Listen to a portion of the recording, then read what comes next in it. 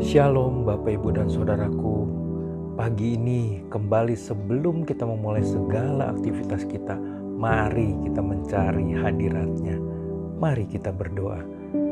Bapa Surgawi, kami bersyukur untuk hari Minggu yang indah dan cerah ini, di mana tiba saatnya kami berkumpul bersama dengan saudara-saudara seiman untuk beribadah, berdoa, memuji dan menyembah-Mu. Kami bersyukur Engkau telah mengaruniakan volunteer yang setia di gerejamu CDC Depok dan Bogor. Di dalam setiap pelayanan mereka, berkatilah mereka semua ya Tuhan, agar mereka dapat melayani dengan sehati meskipun dengan fungsi yang berbeda-beda, tetapi merupakan satu tubuh Kristus.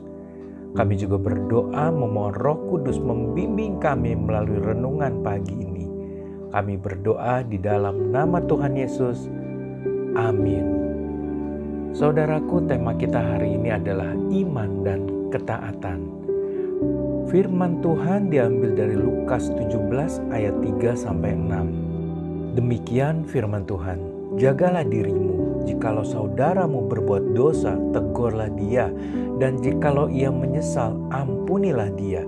Bahkan jikalau ia berbuat dosa terhadap engkau 7 kali sehari dan 7 kali ia kembali kepadamu dan berkata, aku menyesal, engkau harus mengampuni dia. Lalu kata rasul-rasul itu kepada Tuhan, tambahkanlah iman kami. Jawab Tuhan, kalau sekiranya kamu mempunyai iman sebesar biji sesawi saja, kamu dapat berkata kepada pohon ara ini, terbantunlah engkau dan tertanamlah di dalam laut, dan ia akan taat kepadamu.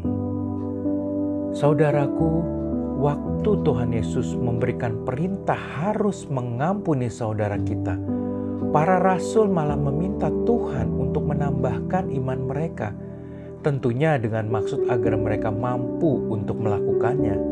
Namun Tuhan Yesus malah mengatakan asal ada iman, walaupun hanya sekecil biji sesawi, kita pasti dapat melakukan perkara-perkara yang besar. Bisa diartikan maksud Tuhan Yesus adalah kita harus taat dahulu melakukan perintah Tuhan. Di dalam hal ini ialah mengampuni, baru iman kita akan tumbuh. Jadi jelas di sini ada hubungan antara iman dan perbuatan, yaitu perbuatan melakukan perintahnya. Saudaraku, tumbuhan sesawi adalah suatu pohon yang dapat tumbuh setinggi 3 meter, tetapi tumbuh dari biji yang sangat kecil. Iman yang hanya sebesar biji sesawi, jika ditanam akan tumbuh menjadi pohon yang jauh lebih besar daripada bijinya. Bayangkan, iman sekecil itu dapat melakukan hal yang luar biasa. Jadi marilah kita berkomitmen mulai hari ini memelihara iman dengan jalan melakukan perintahnya. Saya akan bagikan pengalaman saya berhubungan dengan mengampuni dan iman. Kira-kira 3 tahun lalu sebelum pandemi, usaha saya mengalami goncangan. Saya banyak ditipu orang. Kami terpaksa kontrak rumah. Akhirnya kami mendapat sebuah rumah kecil, tetapi kondisinya sangat buruk, harus direnovasi total, dan kami tidak ada biaya untuk merenovasi. Tapi kami coba praktekkan firman Tuhan ini. Kami lepaskan pengampunan kepada orang yang merugikan kami, dan kami berjalan merenovasi rumah kecil hanya dengan iman.